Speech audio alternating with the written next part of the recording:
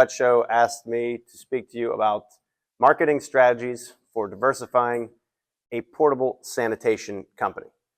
A little history about myself. I have been in the rental industry in some form or facet for almost 30 years now.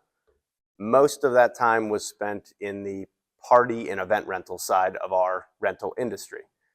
My family had a small party and event rental company. They started in 1991, and it continued to grow and grow until it became one of the largest party event rental companies in the tri-state area on the East Coast. We primarily offered anything and everything you can imagine. My father, who started the company, refused to say no to anything. We had tents, tables, chairs, linens, inflatable rides, novelties, entertainment divisions, everything you could imagine. In around 2006 of doing all these different events is when I got involved in the sanitation side of the rental industry. Early on in early 2000s, I had never seen a restroom trailer. I don't think anybody in our area even knew they existed. It wasn't until about 2006 that we saw our first restroom trailer. Immediately recognized how much better it was than absolutely everything we were doing. It was extremely easy. The first one I saw was delivered by a man that looked like he was about 90 years old in a little F-150 pickup truck. He was in and out of the job in minutes. He made as much money as we did breaking our backs all day. It was instantly, we all said, we need to get into this. That's how we got into it. We started a sanitation division of our company and began to grow that essentially as a bolt-on or as an add-on to the other event inventory. It's a very common approach I see a lot of my customers today doing. Looking back, we were idiots. We did it exactly how I would tell you not to do it now. We treated this new, very different inventory item just like all the other items we had. And that is one of the biggest problems we see. We'll be talking about that a lot today from the marketing side. Again, the topic today is marketing strategies for diversifying a portable sanitation company. This is going to be an expansion or an extension of last year's presentation. As a show of hands, how many people were here for last year's presentation? Okay, fair amount. We are going to kind of breeze through last year's rather quickly, just so this year's marketing side makes a little more sense. Last year's topic was adding restroom trailers to your portable business and how to grow that business. So essentially, it was more targeted to people that were in the portables and decided, or were kind of deciding if they wanted to add restroom trailers to their fleet. Today's focus is going to be on the marketing side primarily. Something important for you to understand.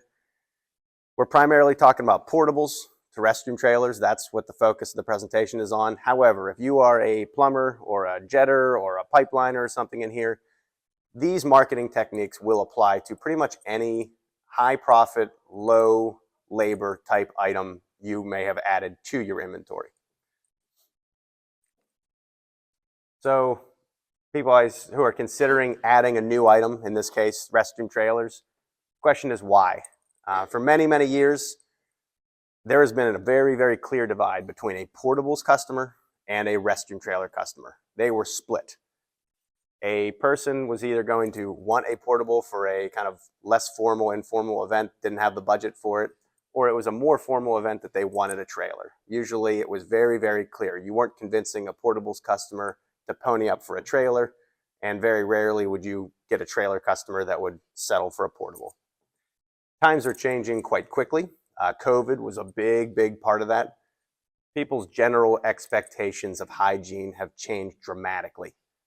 We are starting to see a major shift in those customers that were always extremely loyal portables customers. They're starting to move into the trailers. A big example of this is construction. Construction industry has always been a portables business. That is what drove that business forever. You would never in a million years see a restroom trailer on a construction site. Now, however, we are starting to see very large-scale construction sites mandating no portables, only the high-end restrooms. This is an extremely nice thing for the large companies to do. They're not doing it out of the kindness of the heart.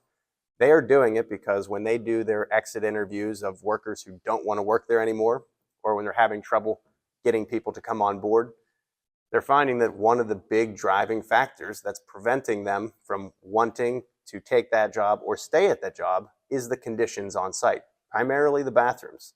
If you're in a climate like where we are in Pennsylvania, 95 and humid as hell in the summer, and you got to go into a porta potty. Or in February when it's 8 degrees and everything's frozen solid, you're in a porta potty. It's something that drives these people to quit or refuse to take the position to begin with. In today's labor market, which is by far the absolute hardest problem any of you small business owners deal with on a day-to-day basis, is finding and keeping good help. Companies are doing anything and everything they can to get people to come to work and stay at work. And these bathrooms is a big driving factor for them. It's putting portables customers in a very unique position. For many years, they would say, we're a portables company, we're staying in our lane, this is what we do, we're good at it, you need a trailer, go somewhere else. You didn't really trade market share. Those were two totally different customers. Now you are seeing a merging of market share where portables customers are losing some of their most loyal customers not because they're dissatisfied with their service, but they're saying, look, we need to switch product lines, and if you don't offer it, we have to make a switch.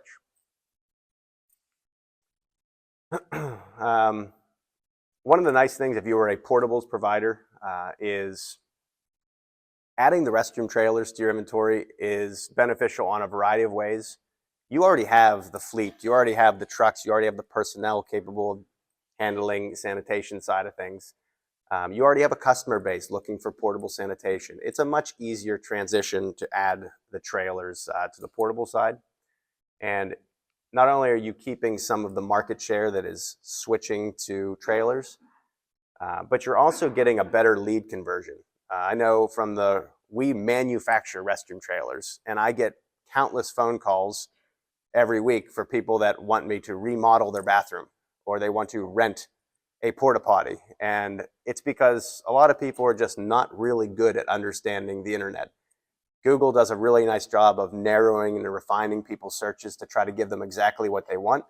However, when they're improperly searching for what they want, they end up getting misdirected to people. And you're stuck taking phone calls for restroom trailers if you're a portables guy. That's somebody probably cost you money clicking on your ad, they took your time on the phone, and you had absolutely no chance of converting that customer into a lead.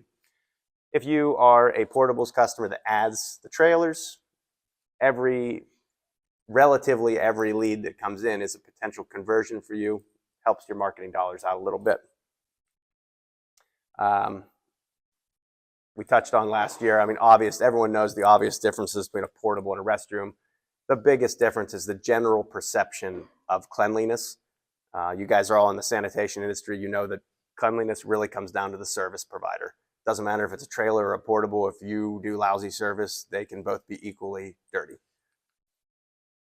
Biggest thing we pushed on last year was the understanding of labor reductions in profitability, difference between a high volume, low profitability item like the portables. And again, this may apply to a lot of other industries, maybe plumbing compared to specialty pipelining. Essentially what we're comparing is a low labor, high profit item to a high volume, high labor type item. In this example here, we're comparing a 4-station restroom trailer compared to 50 portables. Main reason we chose it that way is the cost to purchase a 4-station trailer is about equivalent to the cost of purchasing 50 portables. So it'd be a comparable expenditure to consider. The big difference is trailers are extremely low labor. And in today's market, 9 times out of 10, that is what we are all trying to solve. We are trying to grow a business without banging our head off a wall, trying to find people that can actually perform the work. The trailers allow you to grow a lot of revenue and a lot of profitability without adding those traditional business headaches like people and trucks and payroll and administrative. It really cuts down on the number one things we all despise about working. In this example, we got 1 month of work. We're going to say that this side is a trailer. It gets rented 4 times a month. Every Saturday you pick up a wedding and you're driving 20, 25 miles away, 30 miles in this example, compared to a construction type route for pots. In this assumption, you got 50 pots, 10 construction sites, 5 pots per site, and you're making this nice, beautiful circle, which never works out this way. But you got a nice, perfect route.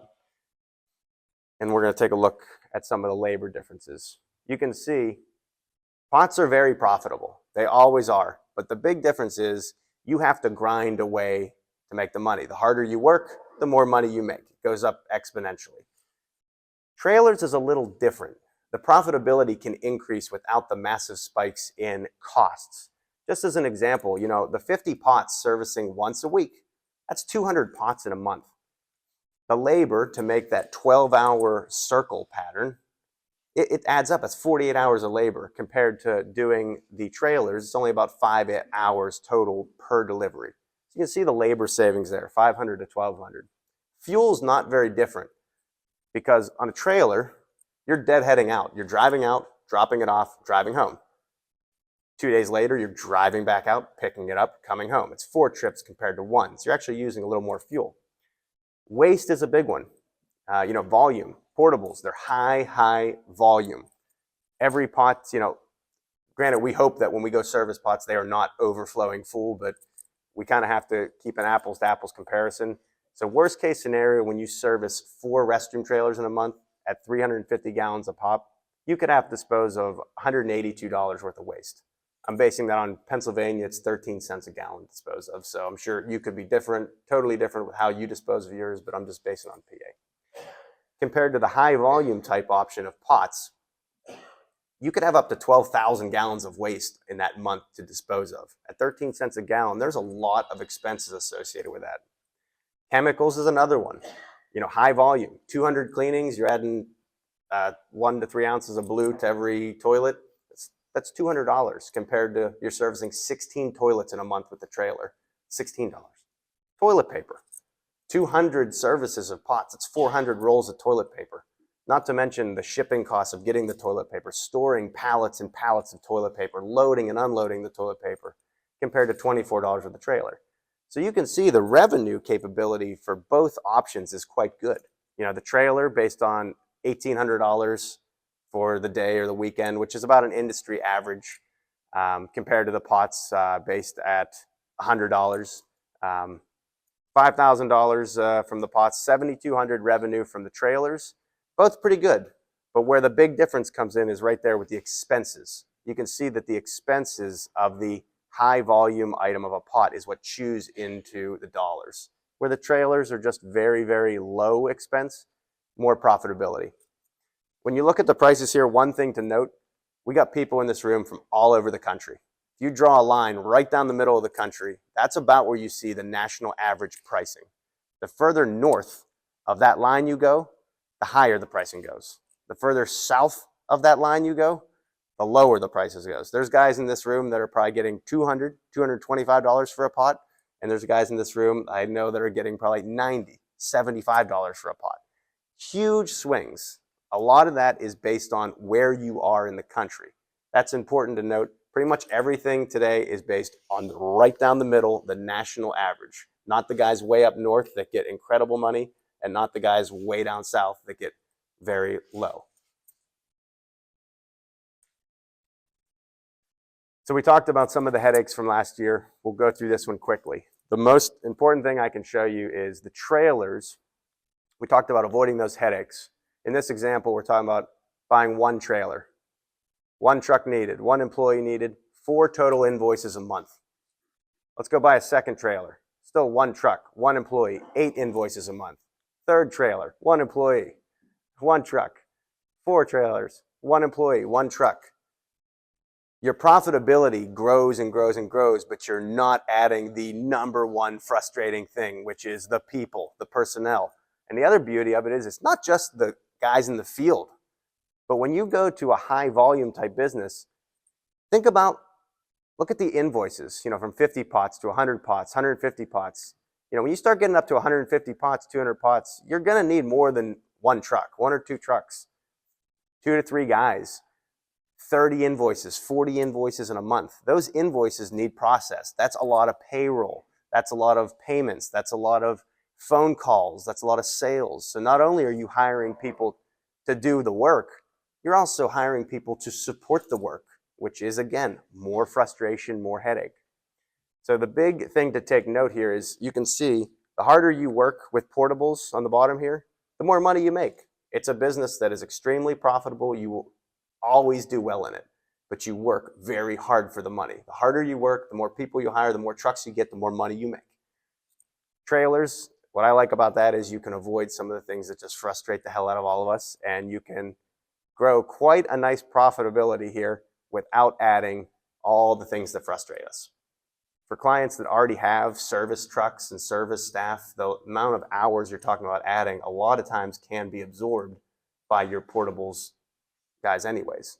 So it's a really nice addition. Let's see. Here is where we start getting into the marketing side of things. We talked about earlier how I made the mistake of buying a Restroom trailer and treating it like a new tent. I added it to my website. I treated it like a new product. I didn't market it necessarily differently than any other new product I get. That was the number one mistake we made. We did very well with it, but we were kind of a self-feeding market. Clients were calling us for tents and tables and chairs. It was easy just to add on a Restroom trailer. We were missing out on a huge portion of rentals in our area because we were only servicing our customers, our existing customers, as an add-on. The difference you see is in the construction or the portables business. Anything that is high volume, lower profitability, you are typically restricted by geography. For pots, we're assuming you have one location, you really can't afford to go 60 miles away.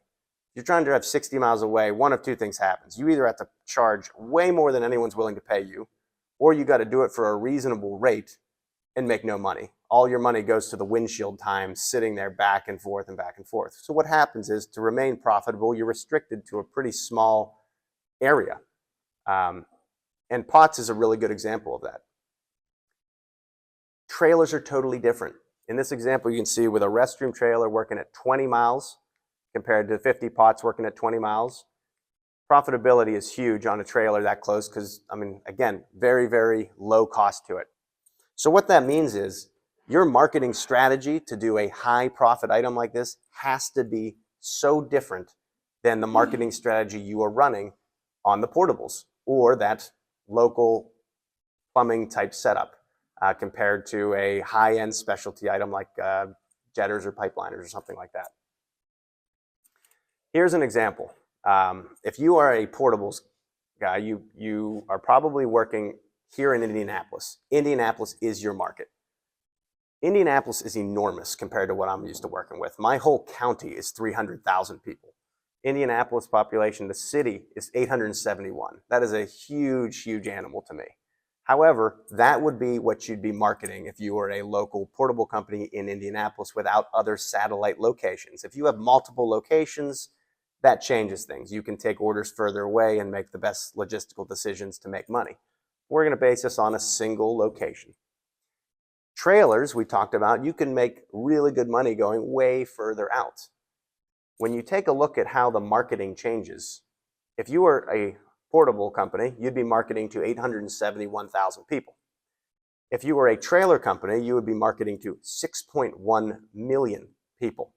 People say all the time, I don't know if I have enough work to keep that specialty item busy. Usually that is not the case. However, if you are thinking about it in the same way you're thinking about the portable type item, that may be the case. But the truth is, if you're not marketing to the same people, you're marketing to insane more people. That is how you can pick up enough work for your specialty item to stay busy. The big difference you find is when you're working a local market, the type of marketing you need is very different. I don't live in Indianapolis. However, I've been walking the streets of Indianapolis to the hotel, to the convention center, and I keep passing the blue B&R portable toilets. I see their little sticker on their sign. If tomorrow I needed to rent a portable toilet in Indianapolis, I would be recognizing the name B&R, Googling it, and looking for them. That is pretty common when you're talking about a high volume item. They're everywhere. People actually recognize the name. They see your trucks driving everywhere. They see your stickers. Oftentimes when the need for that item comes up, they already know who to call. It's local marketing, word of mouth, stickers, billboards. That all works for local. When you start going outside of local, none of that works.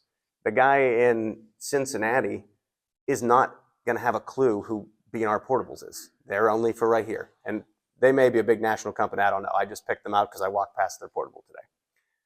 So the key is that you have to change your marketing immensely to make sure you cover that. When it comes to your marketing strategies, what you're going to pick, there is no such thing as a one-size-fits-all way of doing the marketing. I meet people every day. I meet mom and pop type places that say, I want to buy a trailer. And if things go really, really well in a few years, I want to buy a second trailer until we retire. Okay? That's a noble effort. You're going to do well with it, but your marketing strategy is going to be very different than the guy that you meet that says, I want to start with 5 trailers, and within 5 years, I want to own 200 trailers and take over the entire country. Okay. We meet both of those types of people, and the marketing strategies for one is very different than the other. One thing that I see that I like to point out, a lot of people on that first example, the mom and pop, or somebody that just wants to bolt on, they want to add this on to make a little extra money. They say, well, I don't want to spend a bunch of money on marketing. Marketing is super expensive. And you don't want to be spending more on marketing than you have to. However, something that's really, really awesome that people don't understand is the power of choice. Even if you don't want to take over the world with restroom trailers, if you market properly, what this does for you is gives you the ability to take only the jobs you want. When you have a wide variety of calls coming in, almost more work than you can handle, it gives you the ability to not only charge top dollar, you're not negotiating with anybody. This is my rate, take it or leave it. But secondly, you can be very selective even about how far you want to travel. When you're getting a ton of calls, you can say, look, I don't like to work more than 15 miles away from my house. Or what type of event is it? Oh, it's a beer festival? I don't do that. I only do weddings. So just because you don't have aspirations of taking over the world does not mean that you want to back off the marketing. It's not going to be nearly as much to you as somebody who has big aspirations, but it is still an excellent way to increase your profitability and make your life easier. You know, you're hand selecting the jobs you want when you have more work than you know what to do with. Okay, so the types of marketing we're going to be talking about today primarily are going to be the digital marketing. We're going to be heavy on that. That's your website, SEO, pay-per-clicks, Google local listings, social media. We're going to start with the website.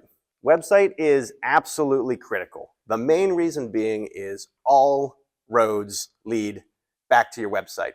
Even the blue portable out there with the sticker that I know the name, B&R Portables. I remembered the name because I like portables. I do not recall the phone number. And I can't imagine that most of you would walk past it and memorize the phone number as well. So if you wanted to call B&R Portables right now, what would you do? You would Google B&R Portables and find their website. If you have a lousy website, someone who I even know their name, if their website is lousy, I'm going to type in B&R Portables, portable rental, Indianapolis. And there is a high likelihood that one of you in the room that has better marketing is going to show up first. I even tried to find their exact name and I couldn't find them. And what am I going to do? Well, click on this guy. He's in Indianapolis. He's got a good review. And B&R just lost the business.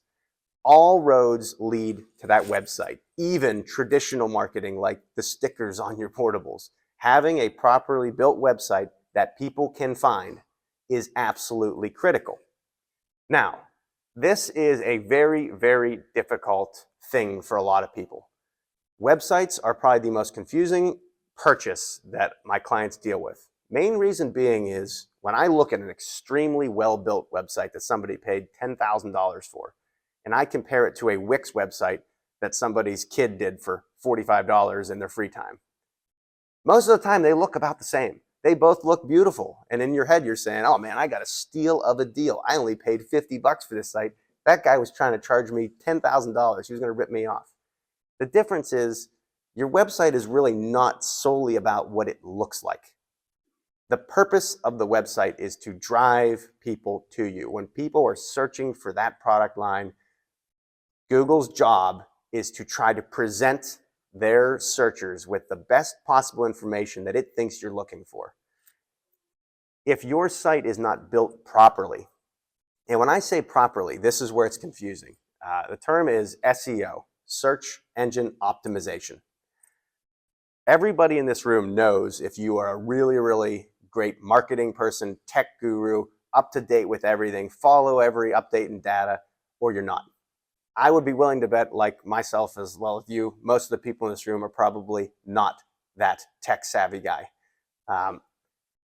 If you are not that person, and it takes a lot of time to be that person because the world of SEO and the analytics and everything that recognize what's in a website changes a lot. You have to keep up to date with this stuff. My advice is to hire a professional to do this. That can be very expensive, can be very affordable. However, it is worth every single penny, and we are going to touch on that today. So what is SEO? SEO, search engine optimization. What that means is when somebody is searching your site, somebody searches, when they do a Google search for restroom trailer rentals, Indianapolis, Google, doing its job, it wants to send people to exactly what they think you want. The best way I can think of this is, imagine when you launch your website, Google has these little spiders that crawl all over the web, recognizing all the data points in your website, and then they categorize that and prepare and say, hey, this site says restroom trailer rental Indianapolis 20 times, and has got 5 reviews, and it's got a lot of backlinks and a lot of traffic, and a lot of people stay on the site. It must be a really good site. If somebody searches restroom trailer rental Indianapolis, I'm going to send them to this site because this appears to be one of the most valuable sites out there. That's Google doing its job. If your site is not built properly, optimized properly by a professional, the way the site is built, the meta tags, the fonts, the links, the backlinks, the keywords, the way it's formatted, if it's not built exactly as the little Google spiders want it to be built, it doesn't recognize a lot of those keywords, and therefore it doesn't even recognize you're there. Therefore, B&R portables may lose the work even though I tried to find B&R portables. That's what SEO is. It's somebody that knows how to do it, properly building the back side of your website to make sure that when somebody is searching for your product, they are finding it. The next part of that marketing strategy is going to be the pay-per-click, and we are going to come back to SEO a little bit, but pay-per-click or AdWords is a totally different animal. This is a straight up, I want the word restroom trailer rental. If somebody searches the word restroom trailer rental Indy, I want to be number 1. And I can pay Google for that right. As long as I pay the most money, I can be the number 1 shown ad on that page. The beauty of this is a huge portion of the world does not understand the difference between a paid ad and an organic ad. Because of that, even if your SEO is phenomenal and you paid somebody to do it and you are number 1, sometimes it doesn't matter. A lot of the people searching just don't know the difference. I'm going to show you right here. So, and this is going to be very different if you're searching on a mobile device, a laptop, a desktop. The way it's presented to you will vary based on that. But typically, when you search for something, restroom trailer rentals, the first 2 or 3 things that pop up, sometimes 3, 4, 5 things, you'll see a little tiny word ad or sponsored, very small beside them. Those are all pay-per-click. Those are all the AdWords. Somebody literally paid anywhere between $4 and $10 for that one word or phrase to pop up with them being number 1. And as soon as you click on it, that money gets drawn out of their account. It costs $7, $8, $10 to click on that button. Where you can see the SEO side of things is as you go further down the line, when all the little ads and sponsored little tags disappear, that's where the first organic search comes up. That's where the SEO sites, the sites that strictly are recognizing your site as having all the key information that they think their user wants. Here's an example, restroom trailers for rent right now. It's $4.61 per click, cost per click down here. So you can pay $4.61, and anytime somebody searches restroom trailer for rent, you can be at the top of the page. And it's essentially the more you pay, the higher you go up on the page, and it kind of becomes a bidding war. Words that are really, really popular in your industry keep costing more and more and more as people are willing to pay more and more for that keyword. Seems pretty crazy. A lot of people are like, I would never throw a $5 bill every time somebody clicked on this. That's insane. We'll get into that. Okay. Pay-per-click is a like I said, it's an important part of the marketing, regardless of even if you have the world's greatest SEO, you still need to be doing the AdWords just because of compensating for the lack of understanding of people. So many people, we'll get into this, called the Google F pattern.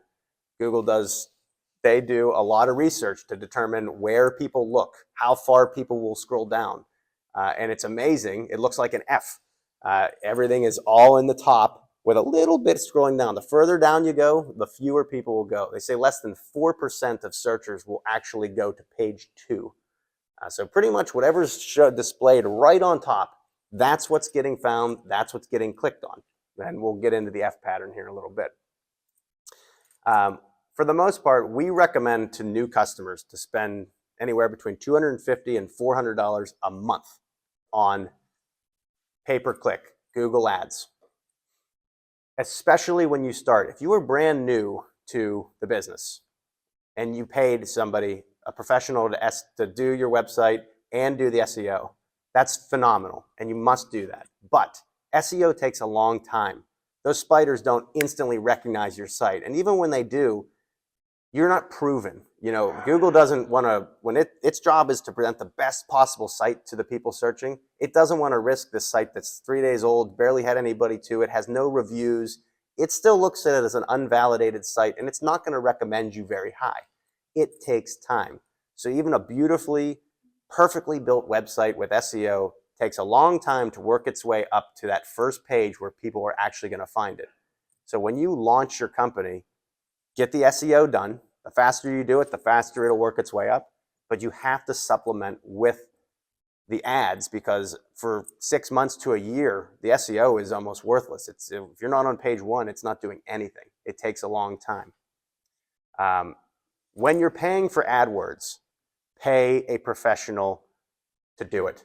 It seems crazy. You say, well, I'm going to spend $400 a month and pay some guy to manage it. No way. I'll do it myself. It's a Google platform. It's pretty easy to do.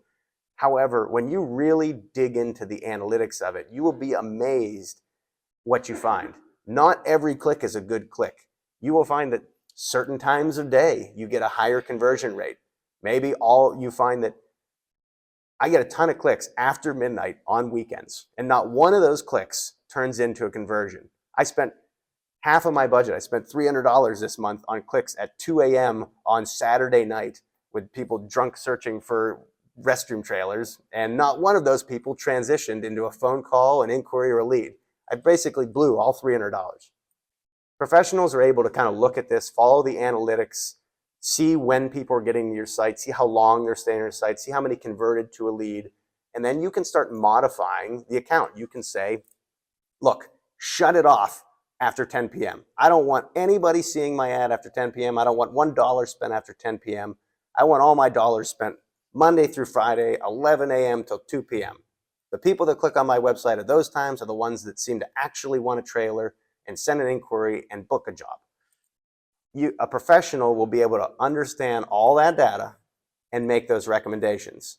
And it's much better to spend a little extra on your $300 to make sure that it's being used properly, as opposed to saving a few dollars and blowing $300 every month and not getting a lead. So the next one is Google Local Listing, or Google My Business Listing. This is insanely beneficial. One of the best things about it is free. This is something that when you get started, again, depending on if you're searching on a mobile, laptop, or desktop, where this is going to fall into place, but it is one of the most commonly searched tools, especially for local work. In your local region, this is extremely valuable. Essentially what it is you go onto their platform there, they will send you they changed the way they do this. I think it's still a mailed, physically mailed. Anybody know? I haven't done it in a couple years. Not mailed anymore. What is it? It's a video. So you have to show video of your physical location and all that.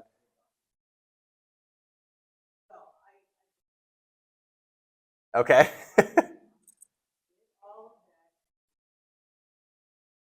They're very particular because people want to have local listings everywhere because it's so effective. So they're very, very strict on it. And sometimes you can get caught up in.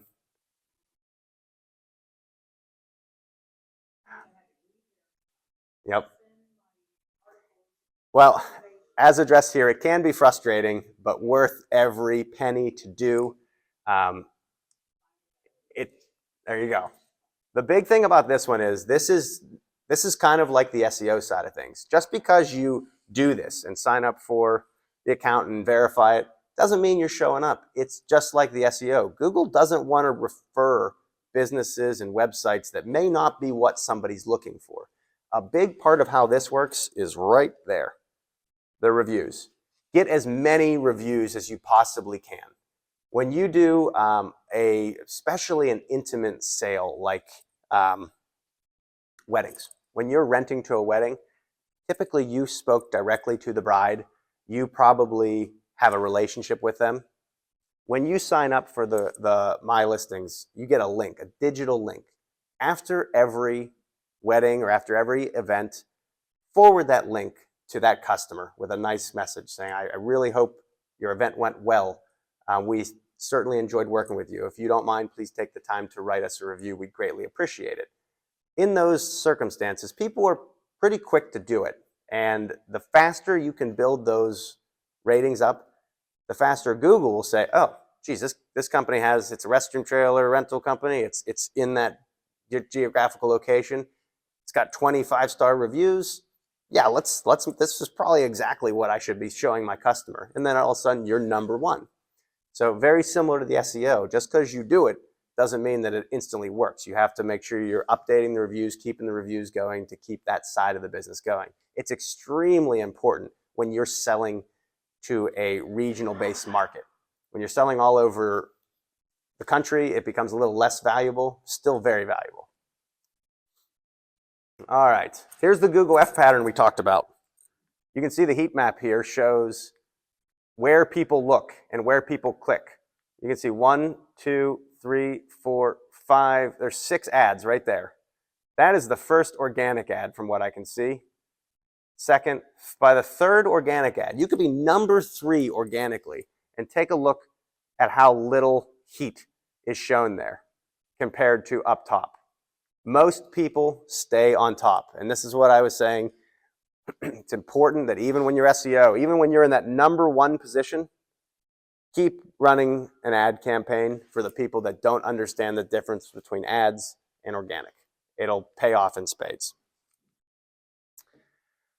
So we talked about people saying, I'm not going to spend $10 a click. That's insane. $10 a click sounds pretty great when you really break down what it actually costs you to get that click. On average, when somebody starts a business, we recommend they spend about $5,400 a year on marketing. The reason I chose that is we work with a lot of companies that start from scratch, that go out and build their own website, that do their own marketing, or companies that go hire a professional website building company. We see it all. I've seen people spend $15,000, $20,000 just to build a website.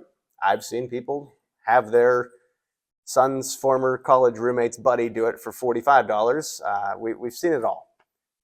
I chose $5,400. There's a marketing company that we work with a lot, or we refer a lot of customers to. They run a program that they build a website for you, optimize the website, run your Google ad campaigns, start your Google local listings. They do all that for you, and they charge about $5,400 a year. In that price is included a $300 a month budget for the pay-per-click. The only reason I'm choosing these numbers is because it's costs that I'm familiar with. I see my customers using them. I know they work really well.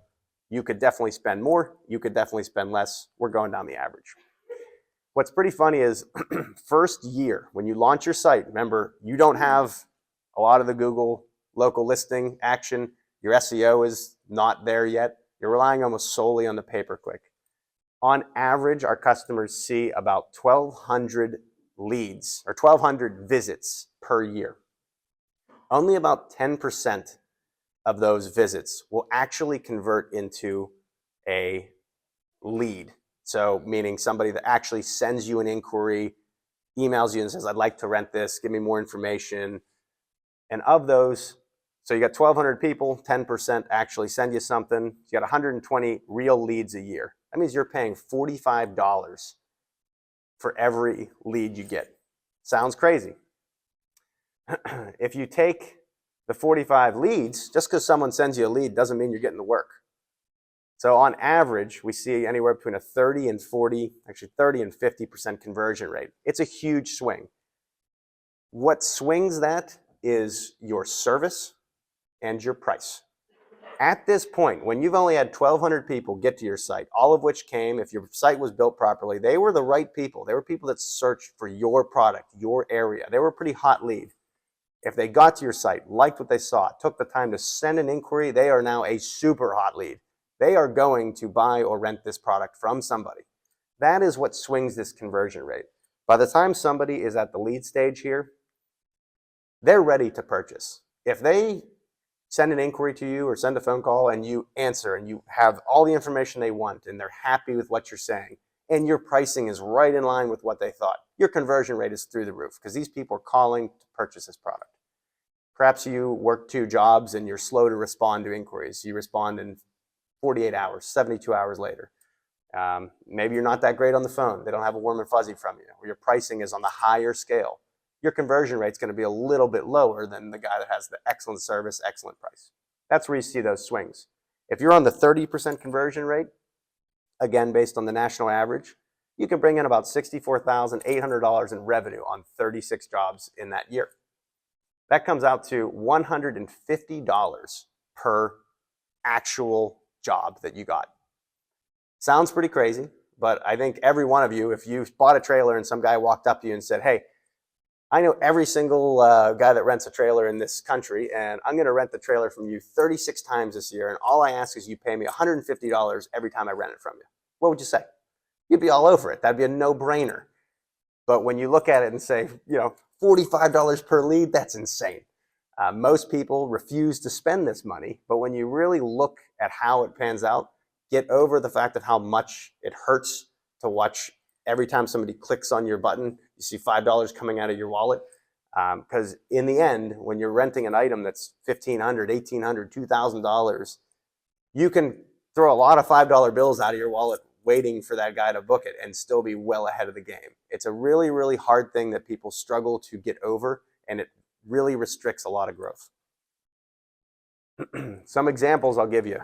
We had a customer that bought a trailer 2 years ago, built his own website. It looked very nice. It was like the Wix website. He was getting 3,500 visits his first year. That's a ton of visits. That's 3 times what we're used to seeing. Of those 3,500 visits, only 1.9% of them were actually sending him an email or an inquiry or a phone call. Finally, at the end of each year, he was getting 64 leads, and the leads he was getting were junk. I mean, it was people that were asking him to remodel his bathroom or rent a portable toilet, or they weren't trying to rent a restroom trailer. So not only was he dealing with frustrating leads, they were people that really didn't want to spend a lot of money. He was still getting 12 to 15 bookings a year. So it's not bad, but nowhere near what he should have been getting. After 2 years, he finally said, I can't take it anymore. He hired a professional marketing company. The first year they launched his site, he got 2,400 site visits. 8.5% of those visits turned into a lead. What's really interesting is he went from the crappy site, was getting 3,500 people a year to it, but the professionally built site was only getting 2,400. And you would say, well, what the hell? I paid all this money, I'm getting less people? No. The difference is the 2,400 people that got to his website were people that were actually looking to rent a restroom trailer, as opposed to a bunch of hodgepodge people that searched improper topics and ended up bothering him all the time. So by spending a little money, he actually had less people visit his site, but the people that were there were good leads. More of those people found exactly what they wanted. and converted into an actual inquiry or lead.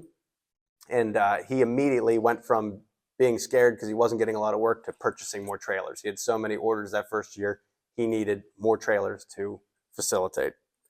That's a common thing I see. We deal with so many startup companies, and I would say damn close to half of them follow that pattern. You are usually pinching every penny to purchase the asset. You don't have a lot of money left. You're scared to spend it. But there's nothing worse than spending a lot of money on an asset that doesn't go out the door. If you're going to spend the money on the asset, spend the money on the marketing to make sure that it actually can find customers. Different example, we see this a lot. There's a customer, younger guy, says, I really want to get into the restroom trailers. He bought 3 trailers to start and said, I want way more marketing. He started spending $6,000 a year on Google AdWords. First year, he had over 4,000 or just under 4,000 visits. Of those 4,000 visits, 405 sent in leads and inquiries. His pricing was middle of the road, and his response time was really good. He got so many bookings in the first year. He started with 3 trailers, which most startups do not. By the end of his first year, he had already purchased 2 additional trailers. So he had 5 trailers in the first year, mainly because he recognized the value in the marketing and didn't hold back. His cost per lead dropped all the way to $19.75, over half of what the guy spending $300 was. So even though he was spending more money, the cost per lead dropped dramatically because he was getting so many leads.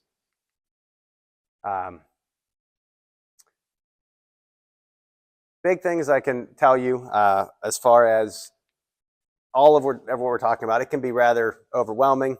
If you are not a tech guy, it's hard to follow this. Hire a professional, and you can validate what they're doing. Jump online, pretend to be a customer. Google right now your product in your hometown and see where you are. If you are not popping up on the first page organically, no one will ever find you. Less than 4% will click to the second page and find your ad. Virtually nobody. If you are not popping up in the top 5 paid ads, you know that a huge percentage of people that don't know how to properly search will never even find your organic ad. And if your My Listings or Google pages don't have a lot of reviews, there's a good chance you're not even showing up on that, or you're showing up 7 or 8 down. It's critical. You don't have to know why. You don't even have to know the intimate details. You should just know whether it's working or not based on the results. And hold the site creator accountable. Call them. Say, hey, what's going on here? I can give you an example. When we built our first website, we spent a ton of money, way more than we should have spent, because we thought, well, the more you spend, the better it is. That's not necessarily how it works. We launched our new site, and we saw next to nothing change. We weren't getting more phone calls. We weren't getting more traffic. Didn't seem like no more inquiries. We were very frustrated. We reached out to our site designer and the guy managing everything. And when he was looking at the analytics, he discovered something unique. He said, hey, you're getting a ton of hits. You know, we're getting a lot of people that are finding your keywords, and they're going right to your landing page. He said, but your bounce rate is extremely high. At the time, I didn't know what a bounce rate was. Essentially, what he understood was a ton of people would search for our keywords, tent rental Pittsburgh, find my ad, click on my ad. And then when my ad would pop up, or my site would pop up, within 4 seconds, that person would immediately leave my site and go look for something else. He brought up the understanding, our homepage was this beautiful picture of a bride and groom. It to us signified weddings, because we did a ton of high-end weddings. That was our specialty. He said, you know, this landing page, let's just put generic, let's put a big white tent, tables, chairs. Didn't look as classy as I liked. It was not as attractive as the other site, but it immediately had exactly what people were searching for. And almost instantly, we changed this picture, and we watch our bounce through rate went from 4 seconds to minutes. You could see people go, they'd land on our homepage, stay there. Click on our tent link, stay there. Click through, get to an inquiry, send us an inquiry about their wedding date.